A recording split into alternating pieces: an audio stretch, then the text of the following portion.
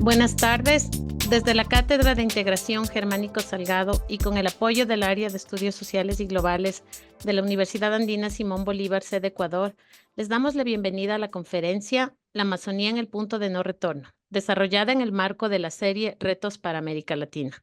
En esta ocasión tendremos como invitada especial a la doctora Alicia Guzmán. Modera nuestro docente, el doctor Pablo Andrade. La Cátedra Germánico Salgado, con el apoyo del Área de Estudios Sociales y Globales, inició hace 2 años la serie Retos para América Latina.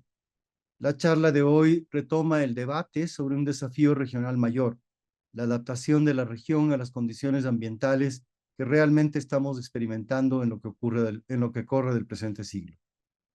En esta ocasión nos enfocaremos en una extensa unidad geográfica y ambiental, la región amazónica, cuya soberanía es compartida por varias unidades políticas nacionales y subnacionales.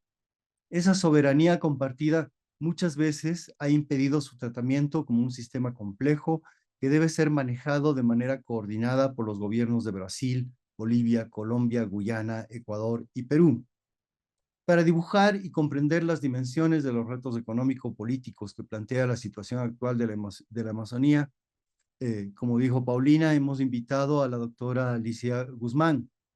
Alicia es doctora en Relaciones Internacionales por el Tecnológico de Monterrey, México. Con anterioridad obtuvo su grado de maestría en Relaciones Internacionales por la Universidad Andina Simón Bolívar. Adicionalmente, tiene un diploma en análisis de política pública por la Universidad de Carolina del Norte. Alicia se describe a sí misma como una diplomática ambiental. Esto es, como yo lo entiendo, como alguien que practica y reflexiona en y sobre un campo de acción de reciente emergencia, la cooperación internacional entre organizaciones de la sociedad civil con alcance global y regional para ser actores en la toma de decisiones sobre problemas globales y regionales. Sin más, Alicia, bienvenida, le cedo la palabra. Bueno, en primer lugar, gracias Pablo. Pablo es mi mentor desde la maestría y también gracias a la Universidad Andina por abrir este espacio importante para dialogar sobre estas experiencias y la generación de conocimiento que hemos, un proceso en el que no solamente estoy yo, sino varias organizaciones, tanto de la sociedad civil como indígenas. Me va a permitir compartir mi pantalla con un PowerPoint que he preparado para poder tener una conversación más fluida con el público. Un segundito. Ya, me parece que ahí ya se puede, ya podemos ver, Pablo, ya la pueden ver. Sí, perfectamente. Ok, Les sugiero que le pongan el modo presentación, el del cosito ahí abajo, en el PPT. Es más fácil está, verlo de esa manera. está, Perfecto, sí, ya perfecto. ok, porque yo tengo dos pantallas, entonces en una está de una forma y en otra está en presentación. Bueno, Em, sin más, bueno, vamos a comenzar con la pregunta. Y yo no sé si es tanto una respuesta, pero creo que a partir de esta conversación y los datos que me he permitido consolidar en esta presentación, vamos a poder dialogar y ver en qué punto mismo está la Amazonía. Eh, en esta presentación, en primer lugar, yo funjo de coordinadora técnica de la iniciativa Amazonía por la Vida, Protejamos 80% del 2025. Voy a hacer una presentación sobre todos los campos en los que hemos estado trabajando, pero sobre todo hacer hincapié en uno de los pilares más importantes que es la investigación. Y nuestro informe publicado en el 2022, Amazonía Contrarreloj, como este es una audiencia también académica, hablaremos de la metodología y también de los resultados. Sin embargo, dado el contexto 2023-2024, también me he permitido incluir datos sobre los fuegos y la sequía y los grupos armados y la minería que son parte del contexto actual de la Amazonía. La teoría del cambio de la iniciativa es con base en la ciencia, buscamos visibilizar a nivel regional y global la urgencia de proteger el 80% de la Amazonía en un futuro tan próximo como el 2025. Esta iniciativa inició en el 2021, con el fin de evitar el punto de no retorno. Esta es la resolución 129 de la UICN aprobada sin un voto en contra en Marsella en el 2021. Es la primera moción llevada por los pueblos indígenas, por organizaciones indígenas a la UICN. En la UICN no solamente hay organizaciones de la sociedad civil u organizaciones indígenas, sino también votaron a favor 66 ministerios de 33 países y más de 540 organizaciones de la sociedad civil. Entonces hay una representación no solo de científicos, no solo de ONGs, no solo de pueblos indígenas, sino que están todos los actores presentes. ¿Por qué Amazonía? Yo creo que es importante entender que la iniciativa lleva el nombre, primero porque a pesar de que había, y tenemos en la coalición varias organizaciones anglohablantes, queríamos que lleve el nombre en español y portugués, que es el mismo nombre, Amazonía. Pero además porque adoptamos el concepto geográfico de la RAIS para definir los límites de qué es lo que nosotros definimos como Amazonía. Y ahí se encuentran las cuencas, el bioma, las cabeceras y las definiciones administrativas en cada uno de los 9 países. Y esto en total cubre 847 millones de hectáreas. Entonces, esto nos permite también, esta definición nos permite tener un diálogo mucho más claro. No solamente es el bosque, no solamente son los humedales, no es la cuenca, sino que es eso y todo lo demás. Gracias. Entonces, entender la Amazonía, bueno, entiendo que todos los que estamos aquí más o menos estamos vinculados en la Amazonía de una u otra manera, pero la Amazonía tiene 5 de los 17 países megadiversos, descarga el 20 o descargaba el 20% de toda el agua dulce que va a los océanos, es el hábitat con mayor biodiversidad del planeta, es la región con mayor riqueza de especies de árboles. Y bueno, también la diversidad cultural que existe en la Amazonía no existe en otras partes del mundo. Son más de 500 pueblos indígenas que habitan la Amazonía.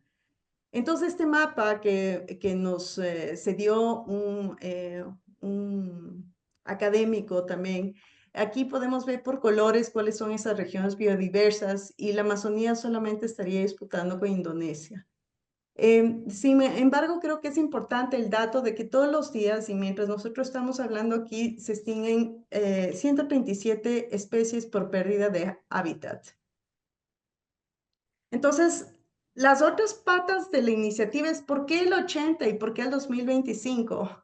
Bueno, primero porque quiero enmarcar que la discusión, cuando iniciamos la investigación en el 2020, comenzaron a salir datos de deforestación, que si estamos al 17, que falta, que si es el 20, bueno, había muchos debates porque el área geográfica no era la misma. Sin embargo, cabe resaltar que entre áreas protegidas y territorios indígenas está cubierto el 50% de la Amazonía. Y aquí el gran debate en el 2021 era si es que se debería proteger el 30% al 2030 o el 50%, y otros, por ejemplo, para la Amazonía decían que no era el 80, sino el 85. Entonces, en la Amazonía es el 80% como el umbral mínimo para evitar un punto de no retorno regional. También recalco el contexto que es importante. En ese momento estaba Bolsonaro, que había prometido que cuando él salga del poder dejaría un árbol parado en la Amazonía. Entonces había mucho miedo de cómo se iban a jugar estas estadísticas que en definitiva no todos entendíamos a qué se referían. Bueno, no voy a entrar al detalle aquí, pero vale la pena. La idea central de este slide es que la Amazonía, el 50% ya tiene regímenes de manejo territorial que conllevan a la conservación.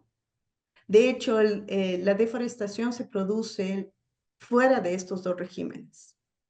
Cuando hablamos de la Amazonía también tenemos que entender que estamos hablando de la región más violenta del mundo para los defensores y líderes indígenas. Más o menos desde el 2015 que llevamos cuenta con los datos que hemos incluido en la iniciativa, perdón, solo la mitad, normalmente, aproximadamente, la mitad de los defensores y líderes indígenas asesinados en el mundo son asesinados en Colombia y las estadísticas están creciendo en Brasil también. Este dato ya lo pasamos, así que me voy a referir a los 3 pilares de la estrategia de diplomacia global para proteger el 80%. Esta coalición que no es muy grande, justamente para poder tener una agilidad en las decisiones, tiene 3 patas, 3 pilares. El primero es la investigación para incidir en la política pública. El segundo es la comunicación e incidencia. Pero con la investigación también hacemos negociaciones dentro de una estrategia política muy concreta. Y entonces aquí está la línea y nosotros entre marzo y septiembre del 2021, que fue el lanzamiento de la iniciativa, en la UICN pusimos la página web y todo el andamiaje para tener una coalición funcional, reglamentos, etc. En el segundo año es donde decidimos lanzar el informe que se llama Amazonía Contrarreloj para ver si realmente el 80% es viable o en qué punto está la Amazonía, si ya había entrado a un punto de no retorno o no. Otro tema importante, la estrategia política no es menor. En el 2022 iniciaron las negociaciones en Ginebra para el marco global de biodiversidad y nosotros participamos para incidir y que la meta 3 del marco global incluya a los territorios indígenas como una categoría nueva de conservación. Y lo logramos. En el 2023 también en el Foro Permanente de las Naciones Unidas para Cuestiones Indígenas se lograron 2 resoluciones regionales para la protección del 80% del 2025, urgiendo a los gobiernos la demarcación de 100 millones de hectáreas de territorios indígenas que aún no han sido reconocidos. El 2023 fue un año emblemático porque tuvimos la cumbre amazónica y en esa cumbre que inició en Leticia, porque hubo una precumbre en Leticia, en Colombia, comenzamos a trabajar con el Ministerio de Ambiente de Colombia, que ya para la cumbre en Belén anunció que adoptaba el 80/25 como su posición oficial. Y finalmente, el punto de no retorno ha sido reconocido en la Declaración de Belén como el desafío más importante para toda la región, para los 9 países de la región. Tal vez un punto que vale la pena recalcar es que, y lo veremos también después, es que apenas el 1% del financiamiento global ha sido percibido por los pueblos indígenas y las comunidades locales entre el 2011 y el 2020.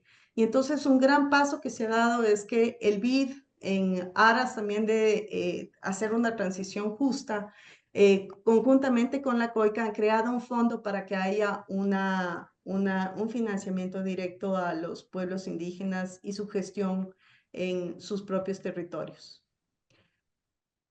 Tenemos varios hitos y resultados. Ha habido organizaciones indígenas que nos han apoyado en toda la región, 1.200 organizaciones en el mundo, cerca de 250.000 individuos y todo lo demás que ya les he descrito. Ahora sí podemos entrar en el mismo informe que nosotros sacamos en el 2022, la Amazonía a contrarreloj. Cuando hablamos de puntos de no retorno, a mí me parece fantástico cómo las estrategias de comunicación pueden viralizar ciertos términos que son muy técnicos. El punto de no retorno era una conversación sumamente científica en el 2018, cuando Thomas Lovejoy y Carlos Nobre publican el artículo sobre el punto de no retorno en la Amazonía. Y específicamente ese estudio se refiere a Brasil, no a todo el área que llamamos Amazonía nosotros. Entonces, son umbrales de inflexión. Sin embargo, nosotros decidimos usar el término puntos de no retorno, porque en economía se entiende la inflexión como que puede regresar a lo que fue antes. Y el punto de no retorno debe ser entendido como aquel umbral en que un sistema se vuelve inestable y puede cambiar abruptamente a un estado irreversible o de muerte regresiva. En el caso de los bosques, en el caso de los polos que se derriten, o sea, hay diferentes formas de puntos de no retorno. Como vemos en el mapa que les traigo hoy, no hay el punto de no retorno en la Amazonía. Se están dando cerca de 16 puntos de no retorno en el planeta. Y no solo es en bosques, sino en varios otros ecosistemas que son vitales para la vida en el planeta. Además, estos fenómenos no son aislados, sino que se comprueba mientras más estudios sobre el punto de no retorno que están interconectados y que por lo tanto el efecto, puede haber un efecto dominó entre los puntos de no retorno, que en inglés serían tipping cascades, ¿no? Cascadas de punto de no retorno, es decir, el punto de no retorno en la Amazonía o en cualquier otro punto puede desatar ya un movimiento sistémico a nivel planetario. Y para algunos estudiosos de Inglaterra y Holanda, calculan que si esto llegara a pasar en el 2035 estaríamos enfrentando un punto de no retorno en el planeta. Pero esa conversación no es la que nos trae hoy acá, sino el punto de no retorno en la Amazonía. Según el IPC, el punto de no retorno estaría, si es que llegamos a sobrepasar un incremento en la temperatura entre 3 y 5 grados centígrados. Según Lovejoy y Nobre, estaría entre un 20 y 25% de deforestación y degradación combinadas. No es solo deforestación, es la degradación de los ecosistemas también. Y entonces en el 2019 estábamos ya a 1.2 grados centígrados. Ya se registraba un aumento de 1.2 grados centígrados y teníamos un 17% de deforestación. En el 2024, sin embargo, tenemos nuevos estudios que nos hablan ya de un incremento de 2 grados centígrados más alta, o sea, una temperatura más alta que hace 40 años. Entonces, la metodología que utilizamos, entonces nos preguntamos en la iniciativa, ¿cómo vamos a abordar esto? Porque generar una metodología, además con la RAIZ, que es parte de la coalición, tal vez valga la pena decir que la coalición no es solo de científicos. Tenemos los pueblos indígenas que lideran, son la voz de la iniciativa, conjuntamente con un cuerpo científico y en alianza con otros, como por ejemplo el Science Panel por la Amazonía, y también existen ONGs que hacen incidencia sobre temas ambientales. Entonces, esta metodología se desencadena como un debate bastante interesante dentro de la coalición y en la que integramos todas estas variables. Primero, la funcionalidad, que incluye los servicios ecosistémicos, la representatividad, que se refiere a la biodiversidad y la conectividad, a la continuidad.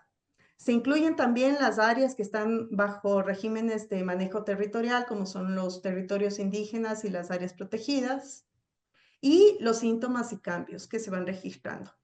El objetivo de esta metodología es definir cuáles son las áreas prioritarias clave en la Amazonía y cuál es su estado y cuáles son las brechas que deberían sobrepasarse para lograr el 80% si fuera el caso.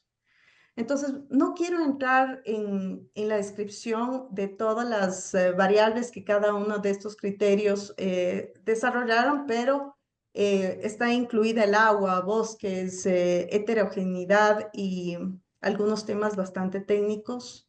El tema de representatividad, quiero que sepan que, por ejemplo, no existen bases de datos actualizadas permanentemente sobre biodiversidad y entonces logramos acceder a una base de datos que fue desarrollada por WCS y donada a la RAIS en el marco de la iniciativa.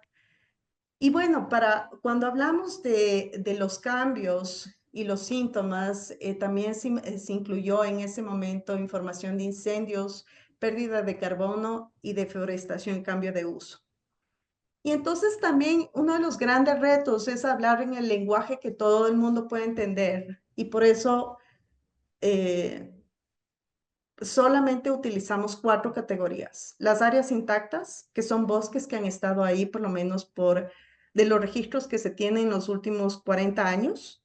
Las de baja degradación, que son aquellas que registran una degradación entre 10 y 20%. Las de alta degradación entre 30 y 80, y las ya transformadas, que son entre 80 y 100, que es cuando ya ha habido un cambio de uso completo. Y bueno, ¿cómo se ve todo eso en este mapa? Todo lo que está en rojo ha sido transformado. Entonces hubo el debate, ¿por qué no el 100%? Bueno, dentro de los puntos rojos que vemos en el mapa en el sur de Brasil está Sao Paulo. Entonces no podemos coger y decir, bueno, y ahora sí vamos a hacer de Sao Paulo otra vez un bosque, ¿no? Pero sí también pudimos constatar que existe 33% de bosques intactos, que existe un 41% de bosques con baja degradación y un 6% de bosques con alta degradación susceptibles de restauración. Eso quiere decir que sí es posible el 80% a nivel regional.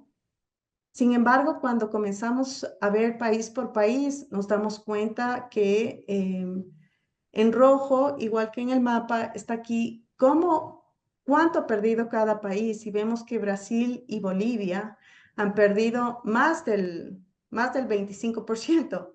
O sea, tenemos a Brasil que ha perdido como el 34%, Bolivia como el 24%. Y bueno, el siguiente país es Ecuador, con los más altos índices, Colombia, y de ahí le sigue Perú. Dicho esto, también tenemos que ver y ser optimistas, y vamos a mantener un espíritu optimista con la cantidad de bosques primarios que existen en la Amazonía y los bosques con baja degradación. La primera conclusión del estudio es que el punto de retorno en la Amazonía no es un escenario futuro. Y esto tal vez suene hoy como algo lógico, pero cuando lo dijimos en el 2022, era una nueva narrativa, porque muchos científicos hablaban como, ay, el 17%, pero faltan 8 puntos más. Pero la verdad es que con esta metodología pudimos ver que el punto de no retorno, sobre todo en el sur de Brasil y con la frontera con Bolivia, ya se estaba dando. Y el punto de no retorno no es uno, puede ser sabanización, desertificación. O sea, no sabemos cómo se va a desencadenar en diferentes áreas. Y no sabemos si es que va a ser, o sea, no, sí sabemos, que no va a ser toda la región que va a morir de un solo golpe, sino que dependiendo de los grados de degradación y deforestación se van a ir dando cambios radicales. Lo que sí es importante es volver a recalcar que sí está en la Declaración de Belén como un problema regional que requiere acción inmediata. Un tema importante, estamos hablando del 2022 y 2/3 de la Amazonía estaba ya sujeta a algún tipo de presión fija o permanente. Esto es sumamente importante porque hablamos de los caminos, de las hidroeléctricas, de los bloques petroleros, de las minas legales e ilegales. Es decir, casi toda la Amazonía presenta ya algún tipo de presión. Dicho todo esto, el 84% de la deforestación está atado a la actividad agropecuaria, que se ha triplicado desde 1985. Y la deforestación causada por la ganadería en la Amazonía representa casi el 2% de las emisiones globales de carbono anualmente. El estudio también nos deja unos datos que son muy importantes tomarlos en cuenta, y es que el desempeño de conservación de las áreas protegidas y los territorios indígenas es comparable y en algunas partes mayor. tomando en cuenta que las áreas protegidas tienen presupuestos de los estados para su gestión y los territorios indígenas no reciben ningún tipo de presupuesto para su gestión. El 90% de la deforestación ocurre fuera de las áreas protegidas y de los territorios indígenas. Y entonces es importante también saber que casi la mitad de los bosques intactos en la Amazonía se encuentran en los territorios indígenas. Estamos hablando de un área, una superficie equiparable a Francia, Gran Bretaña, Alemania, Italia, Noruega y España combinados. Es gigante. Voy a pasar y entonces las buenas noticias al 2022 es que con acciones inmediatas el 80% era aún viable, que las áreas intactas y con baja degradación sumaban el 74% de la Amazonía y que 6% requerían restauración. Sin embargo, en el 2023 y 2024, la región vivió los fuegos, un poco para entender el tema de los fuegos. Cuando comenzó la pandemia y desde el 2019, el mundo se escandalizó por los fuegos en la Amazonía, porque son constantes, que había arrasado cerca de 2.5 millones de hectáreas. Solo en el 2024 los fuegos arrasaron 46 millones de hectáreas. Entonces, estamos viendo que estamos en una espiral del problema que cada año va empeorando. Y también tenemos que decir que en los últimos 20 años la Amazonía, los fuegos han afectado 120 millones de hectáreas en la Amazonía, a pesar de las declaraciones de emergencia del Parlamento andino, del gobierno de Bolivia y otros. Un poco este mapa son los fuegos 2023-2024. Los fuegos en el 2024 se duplicaron prácticamente y hemos estado viviendo la sequía entre 2023 y 2024, que es la peor en 122 años. Esta pequeña estadística que no le agrando porque en realidad podemos pasar el PowerPoint después. Las zonas rojas son aquellas zonas que han sido recientemente deforestadas, que es donde se da la mayoría de los fuegos. Y entonces así se han visto estos 2 años con una sequía tremenda, reconocida a nivel mundial. Pero también existen otros problemas que son las economías ilegales, ¿no? Y cómo se definió la narcominería. Y entonces en la primera foto vemos una pista de aterrizaje clandestina, caminos forestales no autorizados y áreas deforestadas esta foto es tomada en Perú, en un área de pueblos no contactados. Y también tomar en cuenta que existen, de lo que se ha registrado, 4.100 y pico yacimientos de minería ilegal. El problema afecta a todos los países de la cuenca, sin embargo, Ecuador y Brasil estarían más afectados por mayores niveles de contaminación por mercurio. Entonces, tenemos la presencia de crimen organizado, que no es mi área de expertise, y también la presencia de minería legal e ilegal en bosques y ríos, ¿no? De toda la región. Entonces, bueno,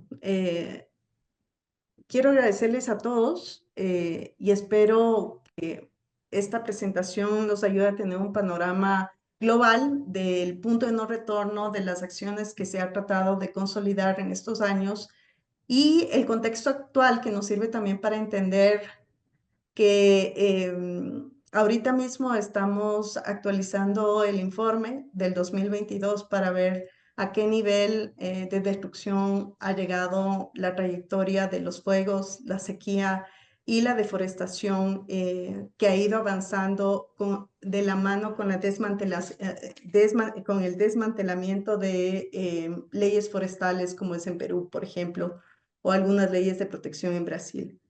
Con esto, mil gracias. Y bueno, ahora sí podemos abrir a preguntas y comentarios. Gracias, Alicia. Les recuerdo a los participantes, a los miembros de la audiencia, que para dirigir las preguntas lo hagan a través del chat y de la manera más clara posible. Yo, antes de dar la palabra al público, tengo una pregunta política, Alicia. Em,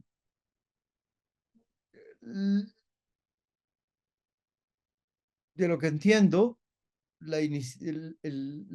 si se pudiera, o mejor dicho, se puede operar para manejar este problema y evitar o retardar y tal vez incluso no llegar a ese punto de no retorno. Am, pero eso requiere acción gubernamental, ¿sí? Y usted citaba una resolución de la CAN, citaba de hecho algunas resoluciones donde los gobiernos dicen, ok, vamos a hacer algo, ¿sí? Pero es como que cada gobierno va por su lado, ¿no es cierto? Y para complicar aún más la cosa, tenemos distintos tipos de presencia territorial de los estados en la región.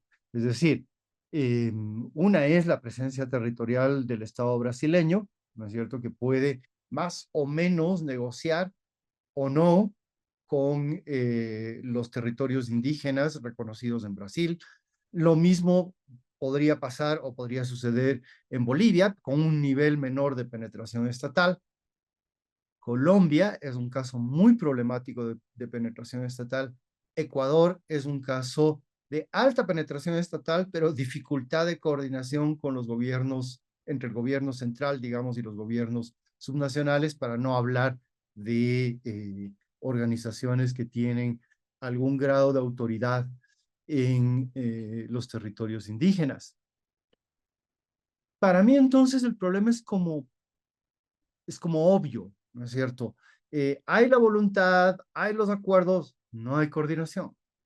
¿Qué pueden o qué está buscando la iniciativa desde, o qué ha logrado la iniciativa desde la perspectiva de eso, de mejorar la coordinación entre estos, primero, entre los gobiernos y segundo, entre los gobiernos y los poderes, llamémoslo así, subnacionales? Gracias. Bueno, la pregunta no es menor porque efectivamente las políticas se decantan a nivel gubernamental. Sin embargo, en esta experiencia, ya son 5 años trabajando en la Amazonía, creo que es importante saber que es mucho más fácil tener un nivel de coordinación en los eventos internacionales que en los eventos, que una coordinación regional o una coordinación incluso bilateral entre los países amazónicos. Es en los eventos como la COP, donde los países, o por ejemplo en la cumbre amazónica del 2023, donde todos los países, una vez que están, ¿cómo decir?, en un escenario mundial, global, hacen compromisos. La Declaración de Belén tiene 143 puntos de compromisos interestatales. Y tal vez un poco para entender lo difícil que es ponerse de acuerdo, les tomó un año ponerse de acuerdo en quién va a ser el director general de la OTCA, que es la Organización del Tratado de la Cuenca Amazónica. Y es decir, entonces, que la plataforma internacional sí sirve para esos compromisos a gran escala, pero el gran problema es cómo se decantan a nivel nacional y regional. Entonces, ¿cómo lograríamos tener resultados? ¿Qué es lo que nosotros hemos estado tratando de hacer en todos estos eventos? Es definitivamente, por ejemplo, la sequía en el Ecuador, el incentivo que va a llevar al país a entender que si acabamos con la Amazonía, o si seguimos expandiendo el extractivismo en la Amazonía ecuatoriana, me refiero, yo estoy ahorita en el Ecuador, o en la Amazonía brasilera con la ganadería, o los fuegos en la Amazonía boliviana, o la tala en Perú, em, ya no hay agua. Y una vez que no haya agua, no se puede pensar en la democracia sin agua, porque habría guerras civiles. El IPCC ya proyecta para toda la región grandes migraciones masivas hasta el 2030 por la sequía que se va a dar. ¿Y dónde les ponemos? Porque agua no va a haber ni en la costa, ni en la sierra, que depende el agua de la Amazonía. ¿Dónde ponemos a estas 40 millones de personas que están viviendo hoy por hoy en las Amazonías de los 9 países? Entonces yo creo que esa conversación interestatal y también al interno de cada país se va a dar por necesidad, no por altruismo, se va a dar por un tema estratégico y de necesidad absoluta. Gracias. Gracias. Ahora voy a dar paso a las preguntas de la audiencia. Hay una que, bueno, tal vez sea una cuestión de forma, pero que es importante. De Cristina García. Te dice, le pregunta, ¿cómo podemos acceder a la presentación? Y yo lo transformaría eso como en otra pregunta. ¿Nos autoriza usted a compartir la presentación que ya está en nuestros servers con los invitados del día de hoy? Por supuesto, mientras más gente acceda y por favor vuelvan a compartir. Ok, perfecto. Solucionado ese asunto. Ana Guzmán tiene una pregunta que se refiere a cómo las personas de manera individual se pueden sumar a los movimientos de protección de la Amazonía. La misma Ana pregunta, y hay otra pregunta que está muy cerca a la de ella, ¿cómo el canje de deuda recién anunciado en Ecuador para proteger la Amazonía podría escalar las acciones de protección?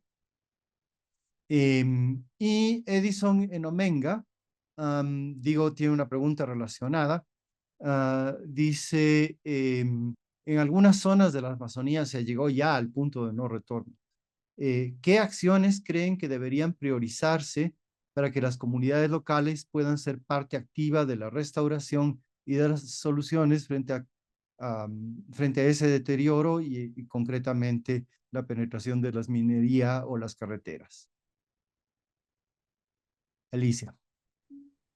Ok, me parece, a ver, en primer lugar, me parece importante, Edison, reconocer que la restauración, primero entender a la Amazonía como muchos indígenas la definen, no es un bosque, ¿cómo lo llaman ellos? Que ha sido cultivado. Es decir, la Amazonía no entenderla solamente como un bosque que creció solo, sino que el bosque ha sido cultivado de alguna forma y también domesticado. Perdón, la palabra es domesticado, porque es un bosque donde los indígenas han vivido por milenios y que tienen una simbiosis, o sea, su casa es el bosque y a la inversa, ¿no? El bosque también ha podido perpetuarse por los sistemas de conocimiento de los pueblos indígenas. Entonces, para nosotros en nuestra sociedad muy occidentalizada, no tenemos toda la información que ellos tienen sobre cómo restaurar un bosque, porque no es cuestión solamente de ir a plantar un árbol, sino de saber qué árboles pueden plantarse en tal o cual ecosistema, porque hay muchos ecosistemas dentro de la Amazonía. Entonces, el primer paso es crear ese puente entre los conocimientos para generar una gobernanza nueva, incluso para las áreas protegidas. O sea, diga usted, yo quiteña o cusqueña, me voy a ir a la Amazonía para gestionar un área protegida en la Amazonía sin tomar en cuenta los conocimientos de los pueblos indígenas. Esa gobernanza que se aplica no solo aquí en la Amazonía, sino en todo el mundo y que se pidió en Durban en el 2003, que se acabe con un modelo tan separatista de conocimientos tiene que cambiarse para poder retomar esa conversación sobre el punto de no retorno. Entonces, estos puntos de no retorno también llegan justamente por la exclusión de las personas que viven ahí en las decisiones de su territorio y sin tomar en cuenta los conocimientos de ellos. Entonces, ese sería el primer punto sobre el tema de la restauración y cuál sería la primera acción. La segunda acción y sería también el tema del financiamiento, un tema que es un tema básico. O sea, tienes las áreas protegidas, ¿por qué no reconocer también con recursos fiscales nacionales e internacionales esa gestión que están llevando a cabo los pueblos indígenas? Porque nadie puede vivir del aire. Y en ese momento vamos a poder entender también por qué ha llegado al grado que ha llegado la penetración de los grupos armados a la Amazonía. Porque no hay demarcación de territorios, por lo tanto no hay reconocimiento de los derechos indígenas, por un lado, y por el otro, entonces se van generando grupos, los indígenas tienen que tratar de hacer grupos de contención a los grupos armados e ilegales que operan en la Amazonía. Entonces, es necesario reconocer, por un lado, la gestión hacia el medio ambiente que nos dan los pueblos indígenas en la Amazonía, sus conocimientos, pero además los riesgos que están corriendo, porque esta es una lucha cuerpo a cuerpo en la Amazonía muchas veces. En Perú, el año pasado, en los últimos meses, se asesinaron seguramente una docena de líderes indígenas, ¿no? Entonces, creo que ese como el punto, estos 3 puntos creo que serían claves para cambiar la conversación. Ahora, el otro punto sobre el canje de deuda, yo creo que el canje de deuda del Ecuador le pone, que no es el primero, también se dio en Galápagos. La diferencia con Galápagos es que en el Ecuador existen territorios indígenas y para poder, en este proceso se aplicó la consulta previa, informada y libre a los pueblos indígenas amazónicos. Y esto a lo que no nos hemos acostumbrado mucho en los países amazónicos es un hito realmente histórico. Y el canje de deuda tiene que ser entendido como uno de los mecanismos que se pueden aplicar para la conservación en la Amazonía. Pero aquí no hay balas de plata, o sea, no, una bala no te va a salvar la Amazonía. Entonces, yo creo que los canjes de deuda sí abren esa conversación que también el presidente Petro habló sobre la condonación de la deuda, porque la deuda debe ser entendida también como uno de los motores de deforestación de la Amazonía.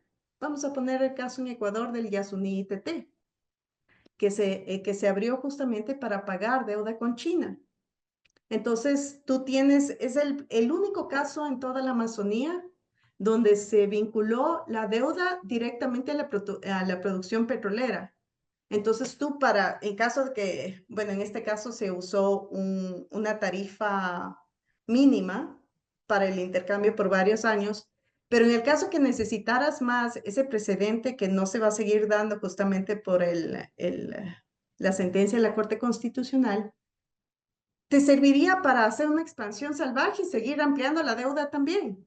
Entonces, el canje de deuda, de alguna forma, le da la vuelta a la conversación y dice, bueno, la Amazonía puede ser conservada o de su conservación depende la inversión social. No sabemos exactamente todos los detalles del canje de deuda, cómo va a ser utilizado el fondo. Sin embargo, sí sabemos que el Ecuador se ahorró en esa renegociación de la deuda cerca de $600 millones.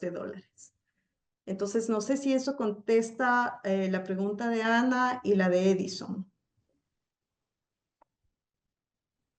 En realidad, estás dejando de lado una pregunta, pero que se refiere más bien al unirse a estas acciones de protección. Pero creo que eso podemos conectarlo con una pregunta que acaba de hacer hace pocos momentos Cristina García. Cristina se pregunta si es que existen estudios que visibilicen el vínculo de una Amazonía sana, digamos, con los servicios ecosistémicos a la costa y zona andina ecuatorianas. De hecho, yo creo que podríamos generalizar, porque no es el único país multirregión. Es Sí. decir, también los Andes colombianos, los Andes peruanos, o la zona costera atlántica de Brasil, reciben algunos de estos, llamémoslos, servicios ecosistémicos. Existen esos estudios y adicionalmente se pregunta si se podrían conocer o se puede conocer los impactos negativos que podría tener los puntos de no retorno en Ecuador para otros países, un derrame hacia otros países, digamos. A ver, primero, gracias por la pregunta. El concepto de Amazonía que nosotros tenemos incluye la Amazonía alta, porque el mapa comienza con las cabeceras, es decir, en los Andes. Entonces, no arranca solamente en la cuenca, sino va desde las cabeceras de cuenca. Entonces, ahí tienes varios ecosistemas que están incluidos y que no son solamente aquellos de la Amazonía baja. De hecho, la Amazonía occidental es la más biodiversa de toda la Amazonía. Y por Amazonía occidental me refiero a Colombia, Ecuador, Perú y Bolivia, me parece que también está incluida en varios estudios. Depende de la definición, pero somos la parte más biodiversa. Entonces, dice los impactos negativos cuando se llegue. Hablar de una Amazonía sana te habla de los bosques intactos, que o sea, yo no sé si quién nomás ni los rangos de edad, pero es la matriz. Los bosques primarios son la matriz y de donde o sea, en caso de que el punto de no retorno comience a llegar en X o Y ecosistema, puedes ir a los bosques primarios para tratar de encontrar la lógica para regenerar y restaurar los bosques que han sido arrasados. Y entonces esto es sumamente importante porque los bosques primarios, ese es el rol que tienen. Además que hay una interconexión entre los bosques.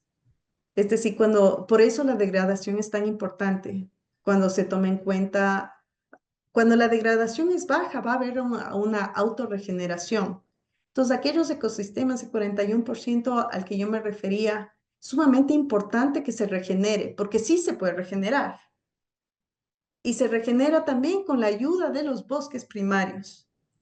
Los que necesitan apoyo son aquellos bosques o ecosistemas con alta degradación. Esos sí necesitan ya como unas intervenciones muy pensadas y muy pensadas no solamente desde un lado, sino como les decía, con los pueblos indígenas.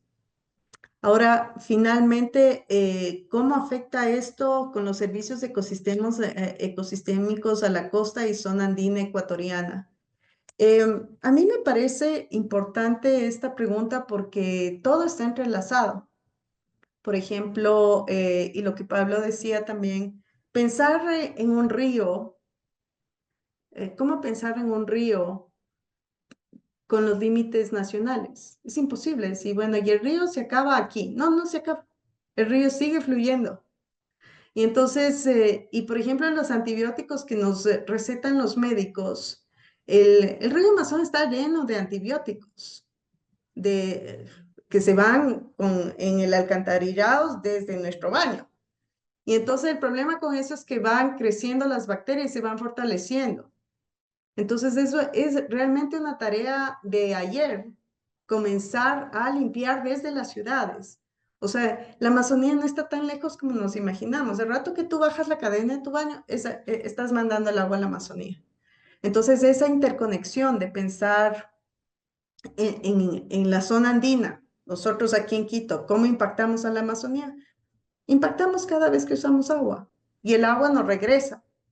Entonces, creo que darnos cuenta de esa interconexión entre los ecosistemas, pero también nuestra, es importante para poder asumir responsabilidades en el día a día también.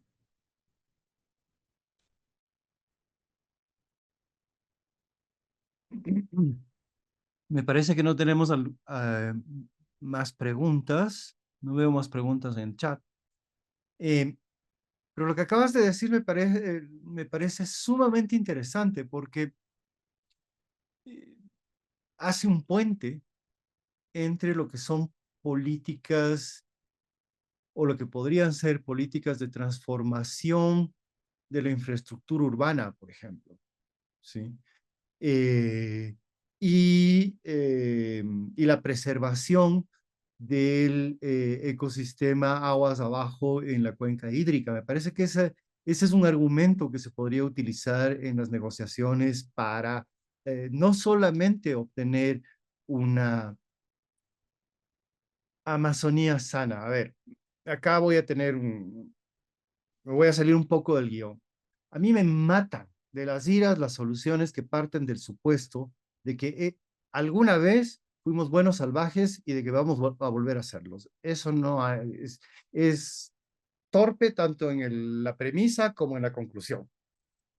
De lo que conozco sobre la iniciativa, de las conversaciones que hemos tenido con usted, para mí es claro que la ruta no es hacia atrás, ni cerquemos la Amazonía y conservémoslo como un parque de diversiones súper atractivo. No, fíjense que lo que se puede obtener funciona pues como un sistema, ¿sí? Lo que se obtiene en el resultado final, en este momento, contaminación y crecimiento de bacterias, que podría evitarse haciendo una transformación tecnológica en las ciudades, ¿no es cierto?, va a terminar fortaleciendo no solamente al sistema que ahora está digiriendo, o si se quiere, mal digiriendo esos inputs, ¿no es cierto?, y produciendo inputs más sanos incluso para las propias ciudades.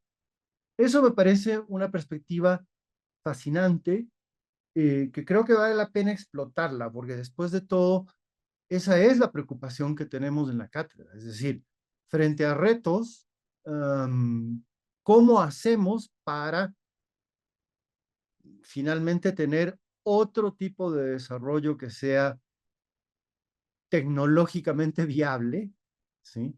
Y al mismo tiempo, bueno, lo menos, incluso que nos permita restaurar ecosistemas que hemos deteriorado. Gracias por las preguntas porque nos permiten llegar a estos niveles de profundidad. Si algo pasó en la pandemia es que dejamos de conversar, sobre todo porque la verdad es que gracias a la coalición y estas 1.200 organizaciones hemos podido tener conversaciones de todo tipo, con indígenas de aquí, de Canadá, que están viviendo lo mismo, bueno, ha sido una conversación en todas las direcciones. Entonces, primero agradecer y felicitar a Pablo y este espacio, porque son los espacios que nos permiten reconectarnos, un tejido social bastante delicado ahorita mismo, en la Amazonía más exacerbado, diría yo. Pero sí, o sea, cuando hablamos de movimiento, piensen cómo se mueven, piensen si están usando el petróleo todos los días de la Amazonía, el país que produce cerca del 90% del petróleo amazónico es Ecuador. Entonces, para aquellos que están aquí en Ecuador y en la región, ¿cómo se transportan? ¿Cómo comen? ¿Qué haces todos los días para poder cambiar en un mínimo esa trayectoria que tenemos, que nos está llevando hacia un punto de no retorno? Y con eso, mil gracias a todos. Alicia, gracias Alicia, gracias por haber compartido esto. Espero que nos veamos muy pronto, en la siguiente charla de la serie Retos para América Latina, que versará sobre un problema relacionado, pero no del todo el mismo, que son los desafíos del desarrollo rural en la región andina.